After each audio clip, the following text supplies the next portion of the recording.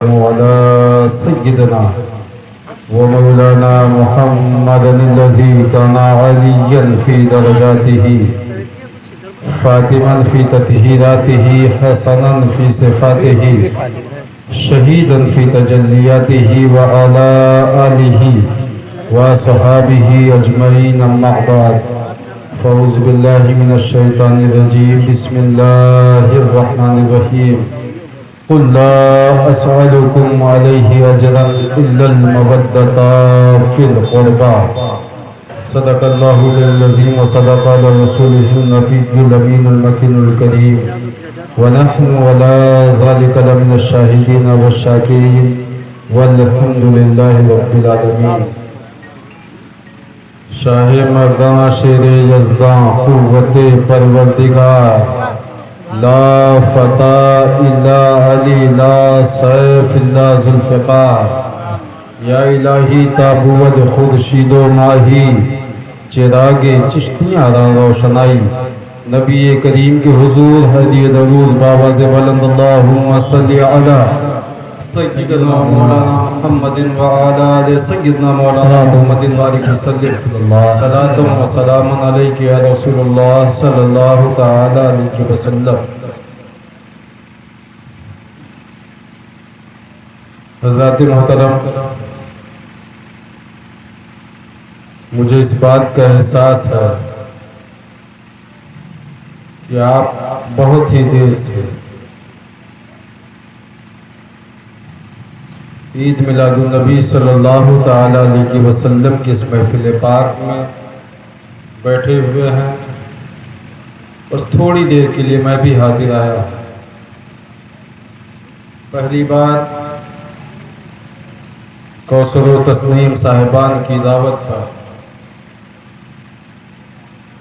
آپ کے اس دیار محبت میں حاضری کا شرف حاصل ہوا ہے.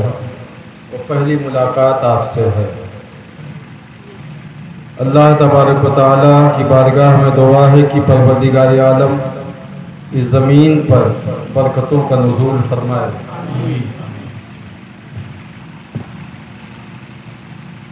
کسی شاعر نے کہا ہے میں علی کے در کا فقیر ہوں، کوئی میرے آگے امیر کیا، اور میری ٹھوکروں میں یزید ہے، میرے لب پہ ذکر امام ہے. اور دولت حب علی ہر کسی کو ملتی نہیں، دولت حب علی ہر کسی کو ملتی نہیں، اس کے لیے ماں کو صاحب کردار ہونا چاہیے. اور اس لیے نام علی سن کے مسکرا اٹھتا ہوں میں، اس لیے نام علی سن کے مسکرا اٹھتا ہوں میں. پاک ہے میرا لہو اظہار ہونا چاہیے، پاک ہے میرا لہو اظہار ہونا چاہیے. حضرات محترم، یہ رجب المرجب شریف کا مقدس مہینہ چل رہا ہے.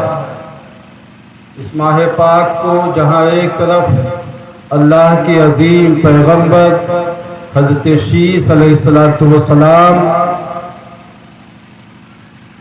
سے نسبت ہے، تو وہیں دوسری جانب عطائے رسول فی الہند حضرت خواجہ معین الدین حسن سنجری اجمیری سے بھی نسبت ہے. وہیں جو سب سے اہم نسبت ہے وہ مولائے کائنات فاتح خیبر داماد رسول حضرت علی مشکل کشا رضی اللہ تعالی عنہ سے اس مہینے کو خاص نسبت ہے. مولائے کائنات کے بارے میں جتنا بولا جائے اتنا کم ہے. محدثین کے روایت کو اگر دیکھا جائے تو بعض محدثین کا قول ہے کہ اگر ضعیف حدیثوں کو نکال دیا جائے تو 4,500 حدیثیں ایسی ہیں کہ آقا کریم صلی اللہ تعالی علیہ وسلم نے صرف مولائے کائنات کے مراتب کے بارے میں کہا. سبحان اللہ. کسی اور صحابی کے بارے میں اتنی حدیثیں نہیں ہیں جتنی مولا کائنات کے بارے میں ہیں. اور کیوں نہ ہو، حضرت مجدد الفسانی ارشاد فرماتے ہیں کوئی ولی اس وقت تک ولی نہیں ہوتا جس کے ولایت کے سرٹیفکیٹ پر مولا کائنات کی مہر نہ لگائی جائے. صبح قیامت تک جتنے بھی اولیاء اللہ پیدا ہوتے رہیں گے وہ سب غلام مولا کائنات کہلائے جائیں گے. اور یہ وہ مولا ہیں جن کو مولا کسی اور میں نہیں، ہم سب کے آقا نے کہا ہے من کنت مولا فہذا علی مولا، میں جن جن کا مولا ہوں علی اس کے مولا ہے. تبھی صدیق اکبر نے کہا تھا علی میرے بھی مولا ہے. حضرت عمر فاروق نے کہا تھا علی میرے بھی مولا ہیں. حضرت عثمان غنی نے کہا تھا علی میرے بھی مولا ہیں. حد تو یہ ہے علی کے مقام کی بات بعد میں کرنا. صحابہ نے کس قدر اہل بیت کی تعظیم کیا ہے، روایتوں کو اٹھا کر کے دیکھو. مسجد نبوی میں کون ہے؟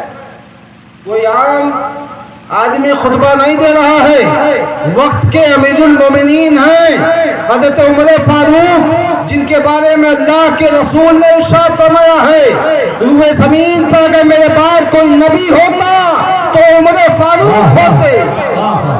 نعرہ تکبیر، نعرہ رسالت، آل انڈیا نعتیہ مشاعرہ، فردوسی دولہا، مخدومی دولہا. بہت اچھے خطبہ دے رہے تھے. 7 سال کی عمر ہے حضرت امام حسین مسجد نبوی کے اندر داخل ہو گئے اور کہا کہ اے عمر میرے نانا کے منبر سے نیچے اتر جاؤ. حضرت علی نے آپ کی انگلی کو پکڑا، کہا حسین کیا کہہ رہے ہو؟ حضرت عمر فاروق منبر سے نیچے آئے، کہا اے علی یہ میرے اور حسین کے درمیان کا معاملہ ہے. حضرت عمر فاروق فرماتے ہیں کہ اے حسین سچ ہے تیرے نانا کا منبر ہے لیکن مجھے خطبہ دینا ہے، میں کہاں سے خطبہ دوں؟ حضرت حسین فرماتے ہیں کہ عمر فاروق اپنے نانا کے منبر سے خطبہ دو. حضرت عمر فرماتے ہیں کہ حسین میرے نانا کا کوئی منبر نہیں. حضرت امام حسین فرماتے ہیں کہ عمر فاروق اعظم اگر آپ کے نانا کا کوئی منبر نہیں ہے تو میں اس بات کی اجازت دیتا ہوں کہ آپ میرے نانا کے خطبے سے، میرے نانا کے منبر سے خطبہ دے سکتے ہو. مسلمانوں آج کوئی سید کسی عالم سے ایسا کہہ دے تو لاٹھیاں نکل جائیں گی، لیکن دیکھو صحابہ کس قدر اپنے آقا کے نواسوں سے، اپنے آقا کی آل سے کس قدر محبت کرتے تھے. کہنے کا مقصد یہ ہے ہم اس مولا کائنات کے ماننے والے ہیں جن کے بارے میں میرے امام سے پوچھا گیا تھا، جن کے بارے میں مجدد اعظم سے پوچھا گیا تھا، جن کے بارے میں مسلک اہل سنت کے امام سے پوچھا گیا تھا. اعلی حضرت وہ کون سی شخصیت ہے جس کے محبت کا پروانہ جنت کے دروازے پہ مانگا جائے گا؟ تو میرے امام نے کہا تھا کسی اور کے محبت کا سرٹیفکیٹ نہیں مانگا جائے گا، ابو طالب کی محبت کے بارے میں پوچھا جائے گا. نعرہ تکبیر، نعرہ رسالت، مسلک اعلی حضرت. پوچھا جائے گا.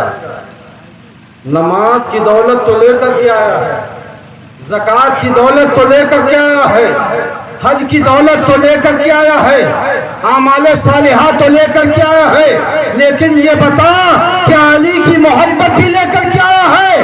اگر علی کی محبت لے کر کے آیا ہے تو جنت میں داخل ہو جا، ورنہ اپنے اعمال کی کٹھریاں لے اور جہنم تیرا استقبال کرنے کے لیے تیار ہے. مسلمانوں بہت اچھے اعمال حال کتنے بھی بدتر ہو جائیں، لیکن علی اور علی کی آل سے رشتہ کبھی خراب مت کرنا۔ جی واہ واہ یہی درس دیا ہے میرے امام نے، اس لیے ارشاد فرماتے ہیں کیسے آقاؤں کا بندہ ہوں رضا، بول بالے میرے سرکاروں کے، اور تیری سرکار میں لاتا ہے رضا اس کو شفیع جو میرا غوث ہے لاڈلا بیٹا تیرا۔ بس ایک واقعہ بیان کر کے اپنی تقریر کو یہیں پہ ختم کر دوں گا۔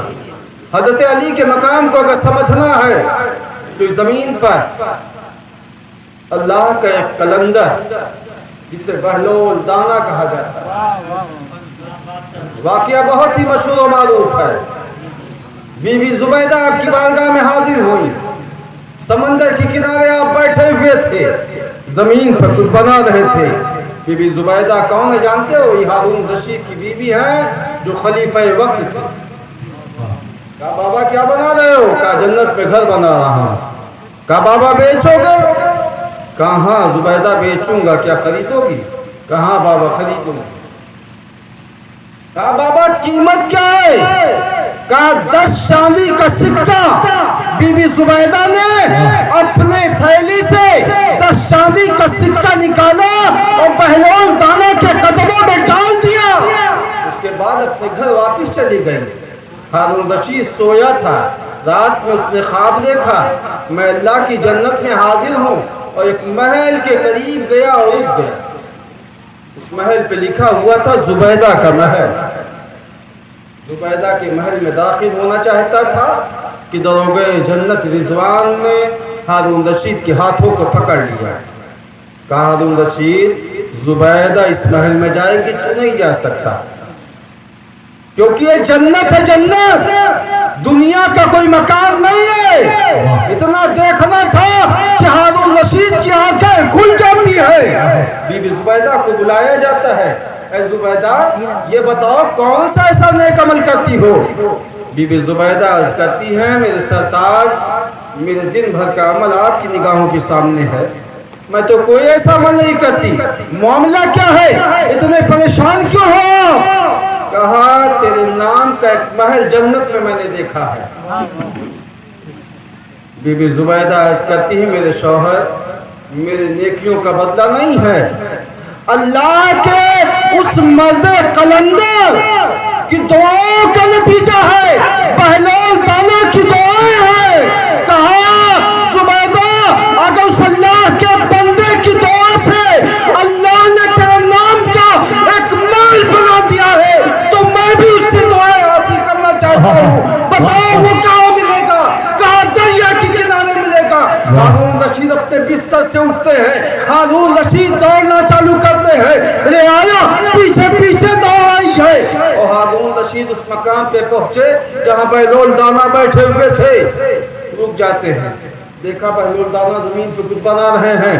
کہا سرکار کیا بنا رہے ہو؟ کہا جنت میں گھر بنا رہا ہوں۔ واہ کہا بابا بیچو واہ گے؟ واہ کہاں بیچوں گا؟ ہارون رشید تو خریدے گا؟ ہاں بابا خریدوں گا، قیمت کتنی ہے؟ کہا تیری سلطنت کا آدھا حصہ۔ کہا بابا ایک ہی رات میں جنت اتنی مہنگی ہو گئی، میری بیوی نے خریدا تھا تو 10 چاندی کے سکے میں بیچ دیا تھا، میں خریدنے آیا ہوں میری سلطنت کا آدھا حصہ اس کی قیمت، یہ کیسے؟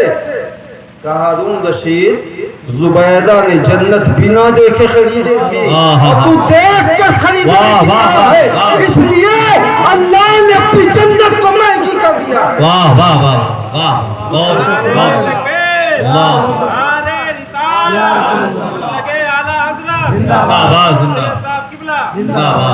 تو مسلمانوں کہنے کا مقصد یہ ہے جو علی کا قلندر ہے جب وہ زمین پہ بیٹھ کر کے اللہ کی جنت کو بیچتا اور خریدتا ہے تو بتاؤ علی کا مقام کتنا بلند ہوگا؟ واہ واہ واہ اللہ کے حبیب کا مقام کتنا بلند ہوگا؟ تو مسلمانوں بس اللہ سے دعا ہے کہ پروردگار عالم ہمیں مسلک اہل سنت مسلک اعلیٰ حضرت پر چلنے کی توفیق رفیق عطا فرمائے آمین۔ اور جب تک اس زمین پر زندہ رکھے امام عشق و محبت سیدی اعلیٰ حضرت امام احمد رضا خان فاضل بریلوی سے ہمیں سچی ستھری محبت کرنے کی توفیق رفیق عطا فرمائے۔ وآخر دعوانا ان الحمدللہ رب العالمین۔ قوت